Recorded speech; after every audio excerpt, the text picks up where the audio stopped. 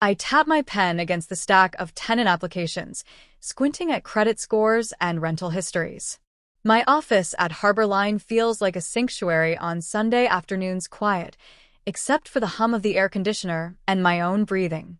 The 510 West Alder building has been my best investment yet, and reviewing potential tenants for the newly renovated third floor feels like adding the perfect final piece to a puzzle I've spent years assembling. My phone vibrates, Claire's name lighting up. The screen. I almost let it go to voicemail. Sunday is sacred work time, but something about her calling twice in 5 minutes makes me answer. Julia, thank God. Are you checking the family group chat? Claire's voice trembles. I muted it weeks ago. Why? You need to look now. Frowning. I open the chat and freeze. Photos of my family inside my building flood the screen. Not visiting me, exploring it like new homeowners. My mother stands in the center of the penthouse, arms stretched wide. My brother Ryan measures wall dimensions in what's clearly the third floor, the same floor I'm currently finding tenants for. My sister Erin's children race through the second floor hallway. My stomach knots as I scroll through dozens of images. The final picture shows my mother holding up a champagne glass, her smile triumphant. The caption reads, "We've divided the property fairly among family." More messages follow like body blows. Ryan's taking the third floor for his studio. Perfect light. Erin gets second floor. Great for the kids. Mom. And Dad claiming penthouse. Obviously, Julia can keep her ground floor office. She's there all the time. Anyway, my hands tremble so violently I can barely hold the phone. My building. My $2.3 million investment. My years of work. They can't be serious. I whisper though no one is there to hear. They have no legal right. None. The screen blurs as I dial Evan, my property manager. How did they get access to the building? Miss Warren, your mother showed me some Harbor Line paperwork. Evan's voice carries that particular strain of someone realizing they've made a terrible mistake. She said she was co-founder and had authorization. I didn't think what paperwork exactly. My voice sounds distant to my own ears. An old LLC filing. It listed her as co-founder. The memory surfaces instantly. My mother co-signing an early business loan 8 years ago to help build my credit. The bank had required a co-signer since I was just starting out. I'd repaid that $15,000 with interest within 18 months and removed her from all accounts with notarized documentation. That document is obsolete. Evan, I bought this building with my money 3 years ago. She has no authority here. I pace the length of my office. Fragments of past conversations clicking into place. My mother's casual questions about the building's floor plan. Ryan asking about tenant leases. Their sudden interest in my business filings. This isn't a misunderstanding. It's a calculated takeover. My fingers already dialing Michael Reeves, my attorney. I grab my keys and head for the elevator. Michael, I need you at 510 West Alder immediately. My family is attempting some kind of constructive possession of my building. Bring the updated corporate filings and property deeds. Next call, building security. This is Julia Warren. I need a team at the building now.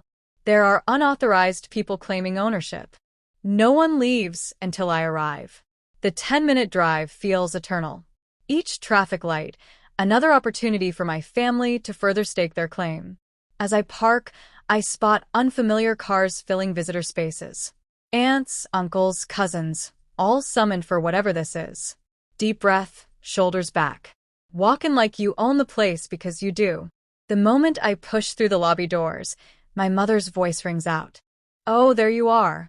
Come join the celebration. The scene before me is surreal. A banner stretches across my lobby. Warren family estate planning dinner.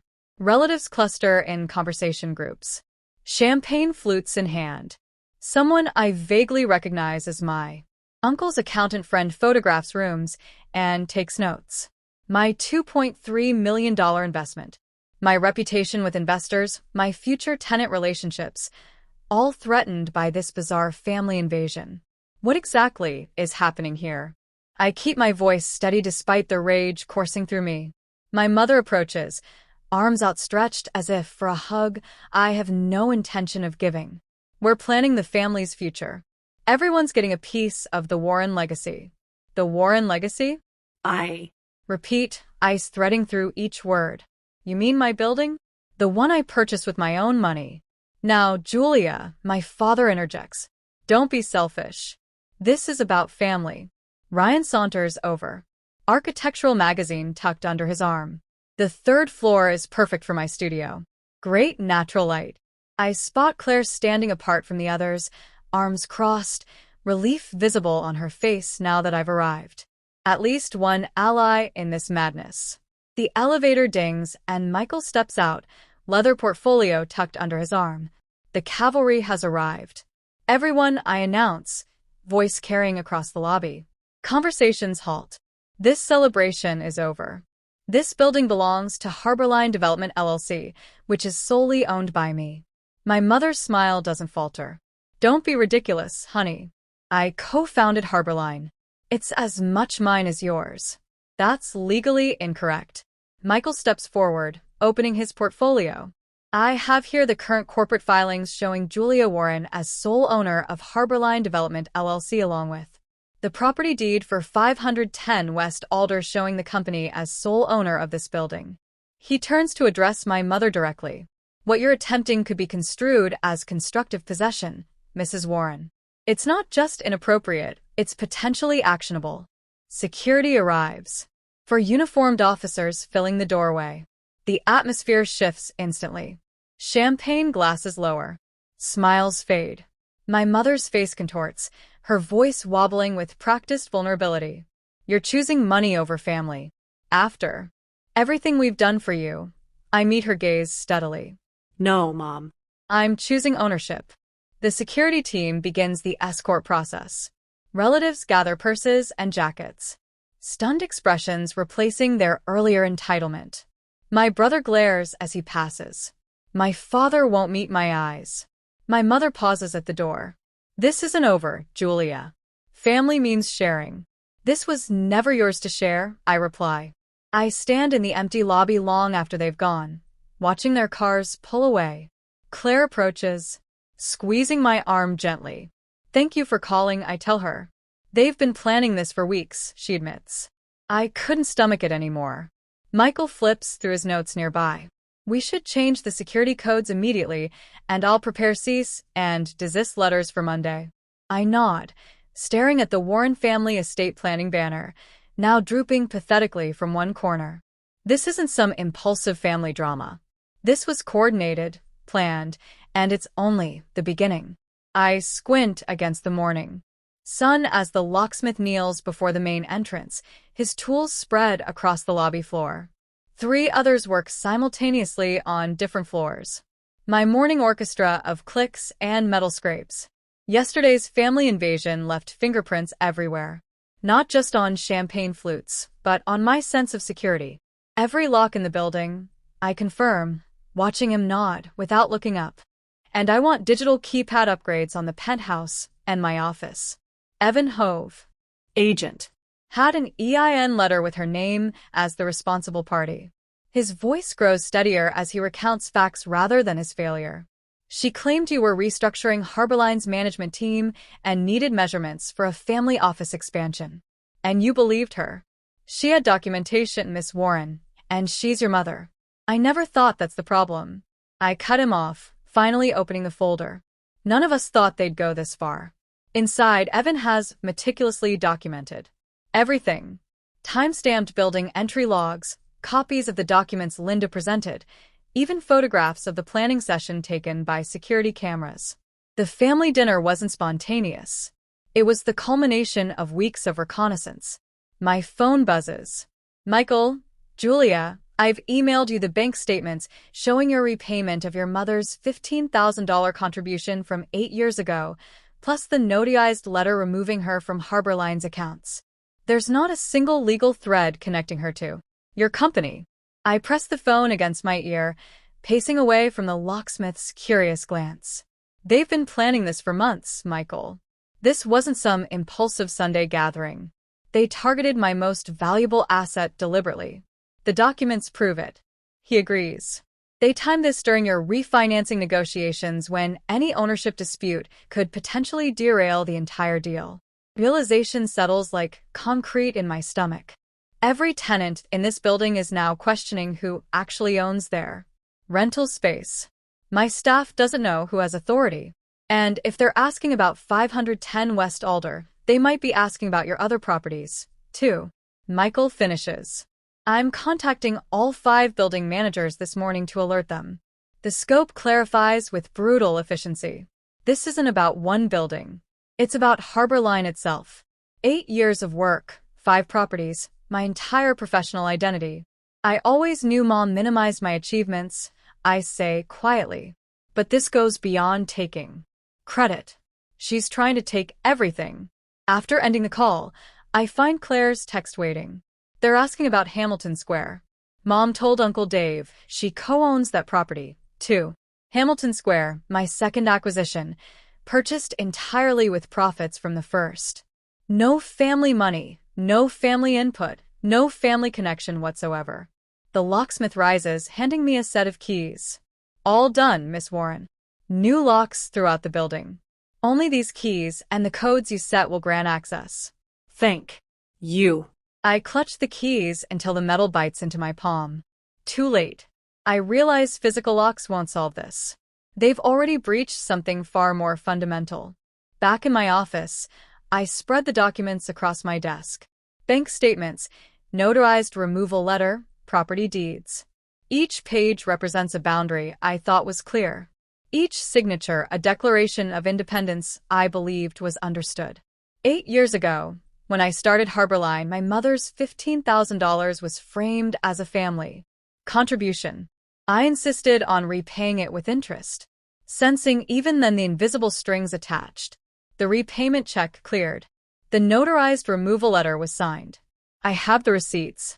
But receipts don't matter if they're claiming the entire ledger. This isn't just about a building. It's about control. I review emails from investors now questioning Harbor Line's ownership structure. A text from my banker mentions family concerns about the refinancing. My property manager at Westlake Avenue reports a call from Ryan asking about the family's rental income. The magnitude of their betrayal unfolds document by document. They've reached into every corner of my professional world, questioning my legitimacy in the eyes of people whose trust I've spent years earning. I think back to dinner conversations where Linda patted my hand after business accomplishments. That's too much responsibility for you, dear. The statement wasn't concern. It was a worldview. In her mind, I've never been a businesswoman, just a daughter playing with property until the real adults stepped in. Somewhere across town, my family regroups after yesterday's humiliation.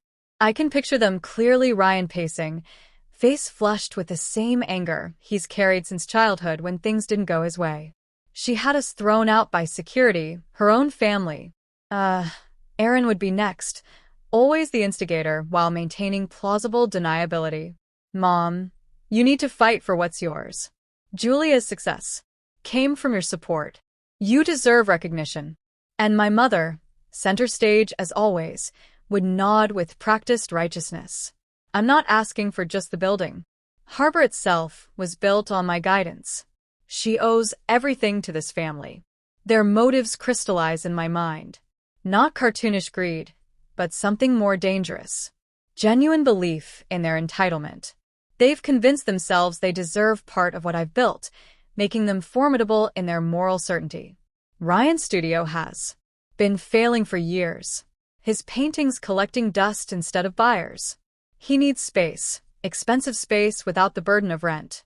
Erin's children attend mediocre schools while she posts aspirational photos of private education on social media.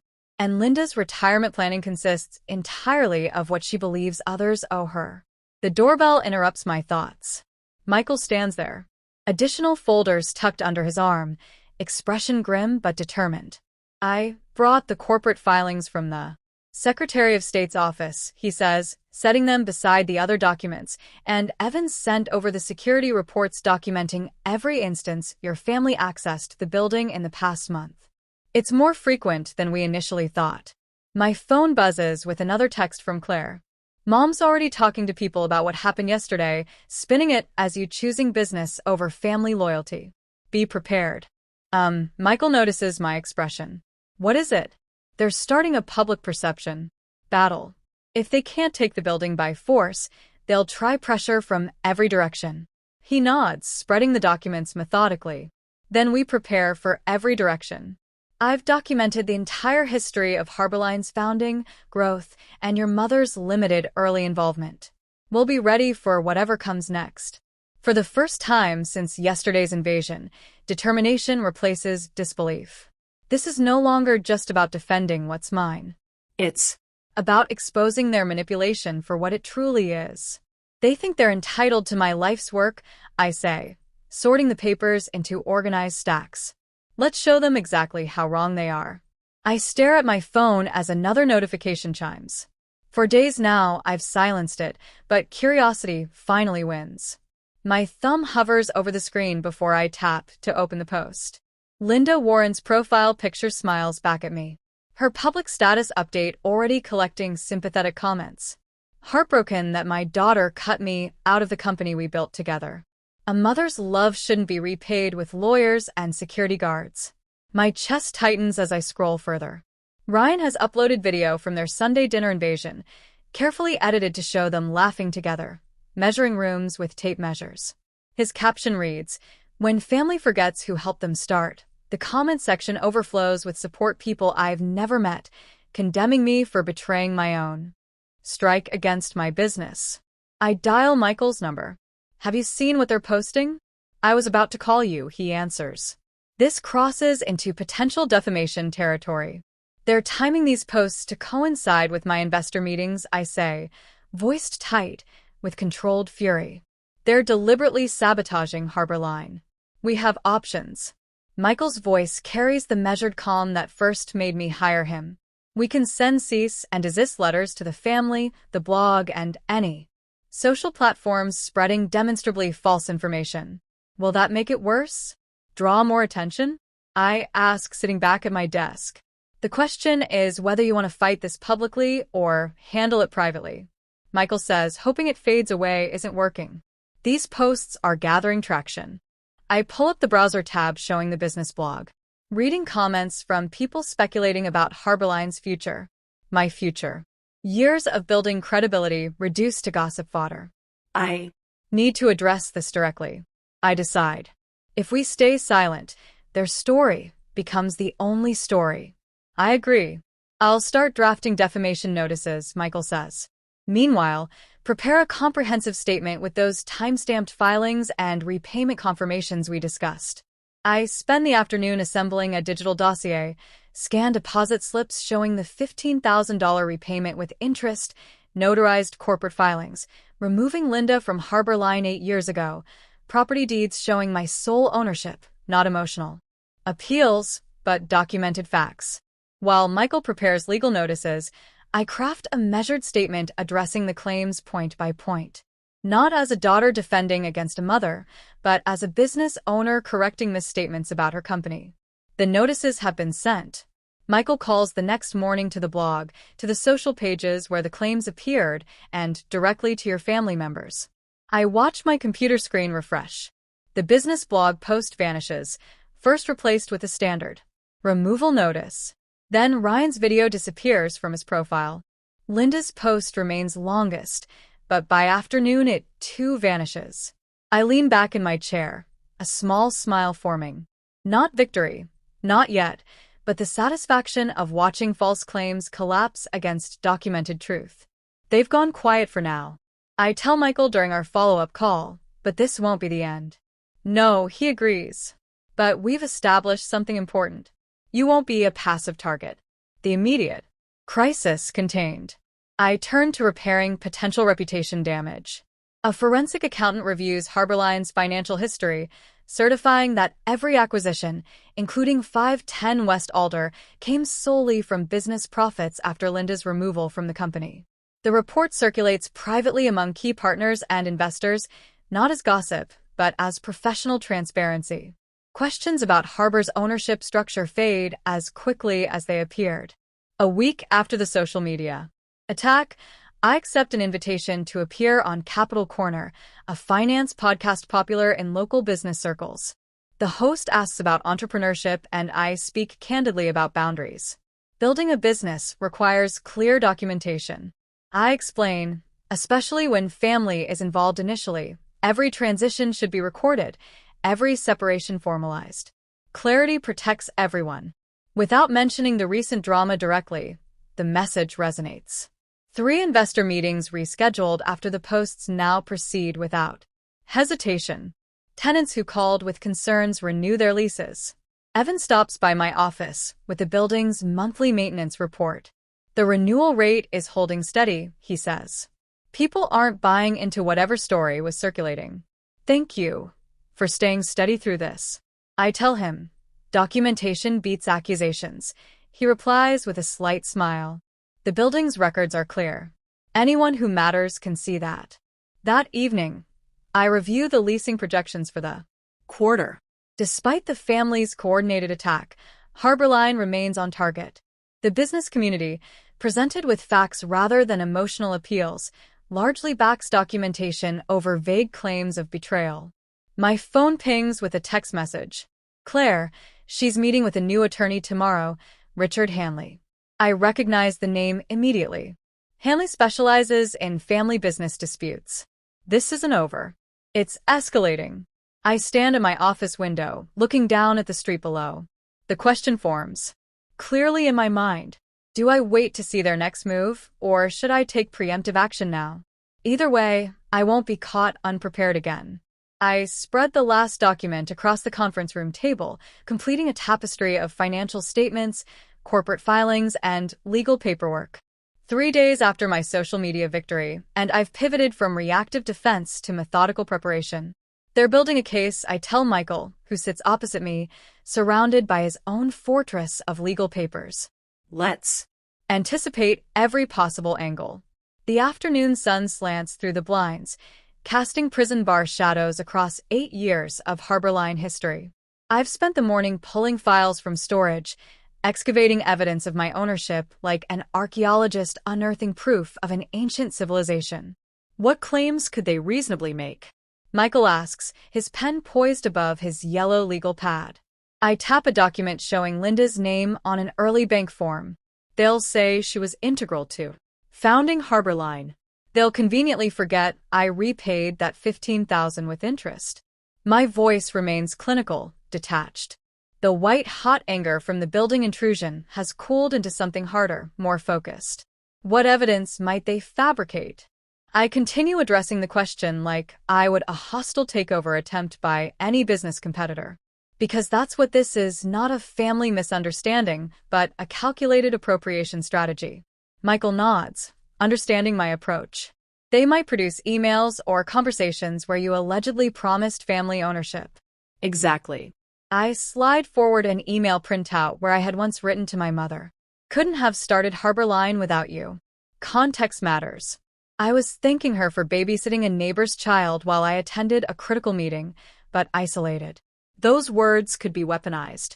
The conference room feels like a war room now. My earlier public victory provided temporary satisfaction, but I recognize it for what it was. A skirmish, not the war. We need to document everything, I say, opening my laptop. Every interaction Linda ever had with Harborline, every time she was explicitly removed from documentation, every witness who can verify my sole ownership. Michael pulls out a timeline he's been constructing. I've started assembling evidence of your exclusive control. What about the original loan paperwork, Crut? I extract a folder from the bottom of my stack. Inside the initial $15,000 loan agreement with Linda's signature, followed by repayment records, and most critically, the notarized letter removing her from all Harborline accounts 8 years ago. She signed this, I say, sliding the release across the table, acknowledging full repayment and removal from the company. For hours, we work with cold precision, cataloging every document that establishes my ownership timeline. Each page represents another brick in the defensive wall I'm building.